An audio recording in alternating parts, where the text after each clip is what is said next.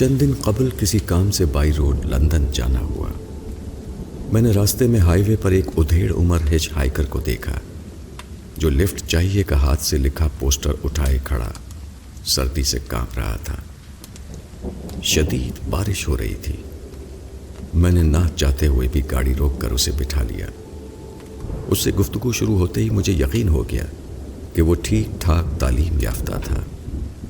یہ بھی اندازہ ہوا کہ اسے کوئی مرض لاحق تھا جس کی وجہ سے وہ بات کرتے کرتے بھول جاتا تھا کہ کس موضوع پر بات ہو رہی تھی، لیکن دوسری طرف اس کی یادداشت اتنی اچھی تھی کہ بات کرتے وقت موضوع کی مناسبت سے مختلف اسکالرز کے لکھے ہوئے پیراگرافز لفظ پر لفظ بیان کر رہا تھا۔ پہلے آپ کو یہ بتا دوں کہ ہچ ہائیکرز کہتے کن لوگوں کو ہیں، پھر اصل بات کی طرف آتے ہیں۔ ہچ ہائیکرز بے گھر ہوتے ہیں، ایک سے زیادہ دن ایک شہر میں نہیں گزارتے اور ہمیشہ لفٹ لے کر سفر کرتے ہیں۔ جس شہر کے لیے لفٹ مل جائے وہی شہر اگلے 24 گھنٹوں کے لیے ان کی منزل ہوتی ہے۔ ہر شہر میں بے گھر لوگوں کے لیے بنے سرکاری سینٹرز میں کھانا کھاتے ہیں، وہیں غسل کرتے اور کپڑے دھوتے اور سو جاتے ہیں، اور صبح اٹھ کر پھر سفر شروع کرتے ہیں۔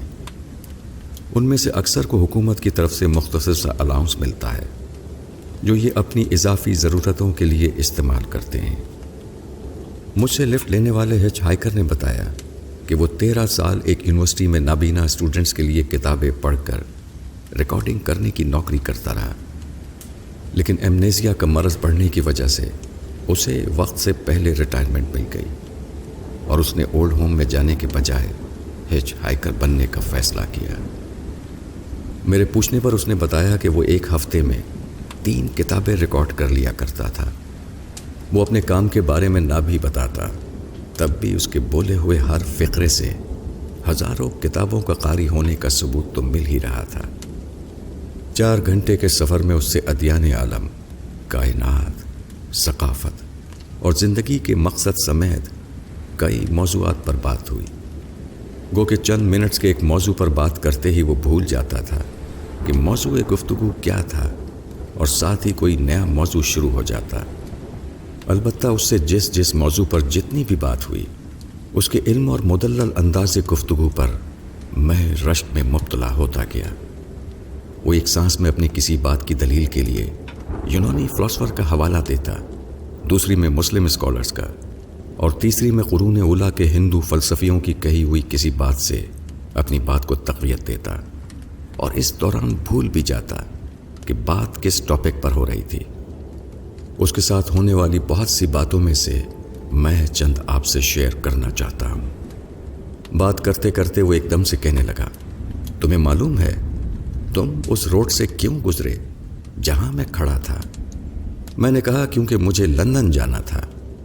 ہاں وہ تو تمہیں جانا ہی تھا، وہ بولنا شروع ہوا، لیکن تم اس خاص وقت میں وہاں سے اس لیے گزرے کہ وہاں تمہارے لیے قدرت نے ایک امتحان رکھا تھا۔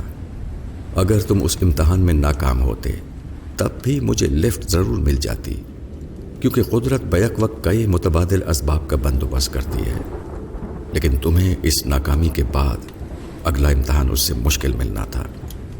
خود کو انسانیت کے لیے مفید ثابت کرنے کے جتنے مواقع ضائع کیے جائیں، مفید بننا اتنا ہی مشکل ہوتا جائے گا۔ وہ بولتا چلا گیا۔ اس نے مزید کہا کہ میں 15 منٹ پہلے اس روڈ پر آ کر کھڑا ہوا تھا اور تم سے پہلے کئی گاڑیاں وہاں سے گزریں۔ میرا تو کام ہی انتظار کرنا ہے۔ میرے سفر کا بندوبست کرنا تو قدرت کا کام ہے، لوگوں کا نہیں۔ مجھے دکھ ان لوگوں کی ناکامی پر ہوتا ہے جو امتحان کے ہر سوال کو برابری کی بنیاد پر سنجیدہ نہیں لیتے۔ کسی کو یاد ہی نہیں کہ زندگی تو بس ایک امتحان ہے اور قدم قدم پر قدرت کے امتحان کے سوال نامے رکھے ہیں۔ میں حیرت سے اسے دیکھ رہا تھا۔ جب وہ بات کرتے کرتے پھر بھول گیا اور کچھ سوچنے لگا، میں نے اسے الجھن میں دیکھ کر ٹاپک بدلنے کے لیے پوچھا، ابھی تو شاید تم 50 کے بھی نہیں ہو، اتنے تعلیم یافتہ بھی ہو کر پھر کیوں سڑکوں پر مارے مارے پھرتے ہو؟ تمہیں اپنی بیماری کے باوجود اچھی جاب مل سکتی ہے۔ اس کے چہرے سے اندازہ ہوا اسے مجھ سے اس احمقانہ سوال کی توقع نہیں تھی۔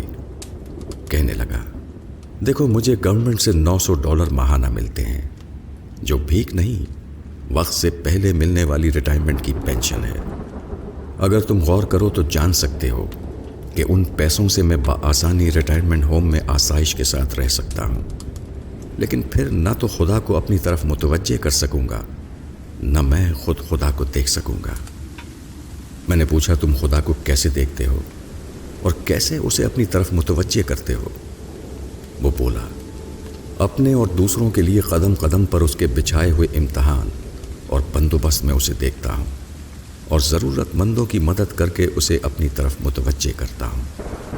میں نے سوچا جو خود بے گھر ہے اور سفر کے لیے لفٹ کا محتاج ہے، وہ کیا کسی کی مدد کرے گا؟ لیکن میں نے گفتگو آگے بڑھانے کو پوچھا، تمہارا تو اب کوئی خرچہ ہی نہیں ہے، پھر تم اس پینشن کا کیا کرتے ہو جو تمہیں ملتی ہے؟ خیرات کرتا ہوں، وہ بولا، اور ساتھ ہی اپنے بیگ کی ایک جیب سے پلان کینیڈا نامی ایک خیراتی ادارے کو دی گئی امداد کے ایگریمنٹس نکال کر مجھے دکھانے لگا۔ ایگریمنٹس اور رسیدوں کے مطابق وہ بندہ خدا افریقہ میں 3 یتیم بچیوں کا فوسٹر فادر یعنی نگہبان تھا، اور ان کی تعلیم اور ہاسٹل کے اخراجات کی مد میں $730 ماہانہ پلان کینیڈا کو عطا کرتا تھا۔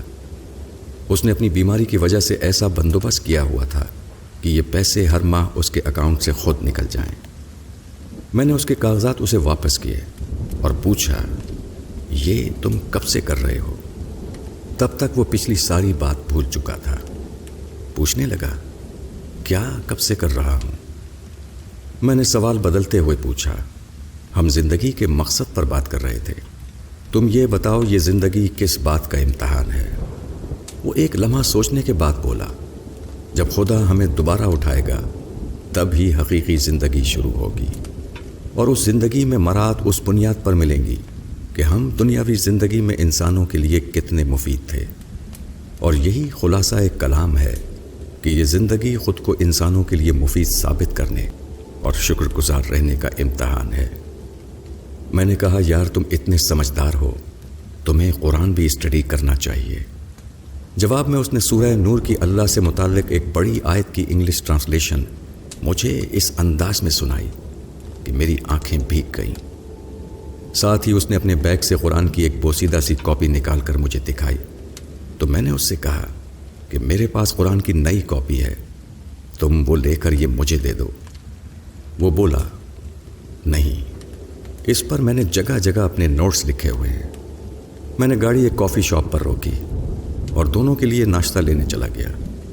کچھ دیر بعد واپس آیا تو اس نے میری گاڑی صفائی کرنے کے بعد اندر باہر سے چمکائی ہوئی تھی، اور بونٹ کھولے اسکرین صاف کرنے والا واشر لیکوڈ اس کی مخصوص ٹنکی میں ڈال رہا تھا۔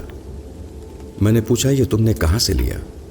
اس نے سامنے گیس اسٹیشن کی طرف اشارہ کر کے کہا، وہاں سے لیا ہے، تمہاری گاڑی میں واشر لیکوڈ والی ٹنکی خالی تھی، اس موسم میں یہ ٹنکی بھری ہوئی ہونی چاہیے۔ میں نے واشر لیکوڈ کے پیسے دینا چاہے، اس نے یہ کہہ کر منع کر دیا کہ جو ناشتہ تم میرے لیے لائے ہو یہ اس سے سستا ہے۔ اس سے ہونے والی گفتگو کا 5% بھی میں لکھ نہیں پایا۔ وہ تو لندن پہنچ کر میری گاڑی سے اتر گیا، لیکن میں شاید لمبا عرصہ اس انسان کو نہ بھول پاؤں۔ واپس آ کر اپنے دوستوں سے اس کا تذکرہ میں نے صوفی ہچ ہائیکر کے نام سے کیا۔ تحریر رضوان خالد چودھری، آواز خالد سید۔